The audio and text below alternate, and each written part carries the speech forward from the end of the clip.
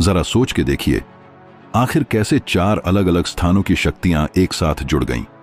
आखिर कैसे संभव हुआ ये अद्भुत संगम? और आखिर किसने तय किया कि ये चार धाम, बद्रीनाथ, केदारनाथ, गंगोत्री और यमुनोत्री, एक पवित्र यात्रा का हिस्सा बनेंगे, जिनकी अलग अलग कथाएं हैं, अलग अलग देवता हैं और यहां तक इनका इतिहास भी अलग है?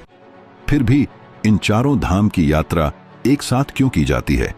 क्या ये एक महज संयोग है या फिर किसी दिव्य योजना का एक हिस्सा?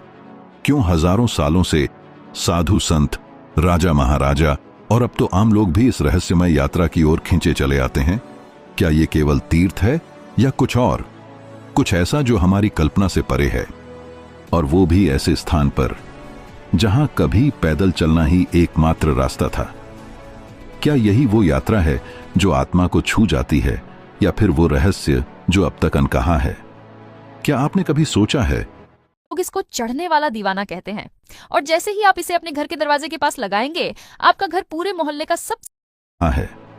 क्या आपने कभी सोचा है कि यमुनोत्री की आग उगलती भाप और उसमें बहती ठंडी निर्मल यमुना एक ही जगह कैसे मौजूद हो सकते हैं?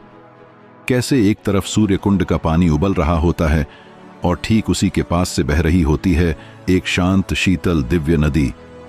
ये विरोधाभास क्या सिर्फ प्रकृति की लीला है या फिर किसी गुप्त दिव्य गणना का अंश है जो आज भी हमें समझ नहीं आता?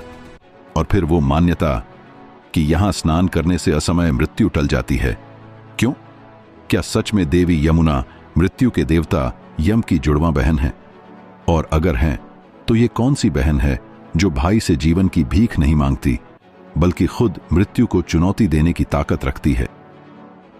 फिर बढ़ते हैं गंगोत्री की ओर, उस जगह जहां गंगा स्वर्ग से उतरती है, पर जमीन पर पहला कदम बर्फीले हिमखंड में रखती है।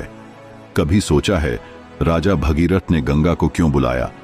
सिर्फ अपने पूर्वजों के उद्धार के लिए, या फिर कोई और रहस्य छुपा था उस प्रयास में? और वो गौमुख, क्या वहां आज भी कोई गूंज सुनाई देती है?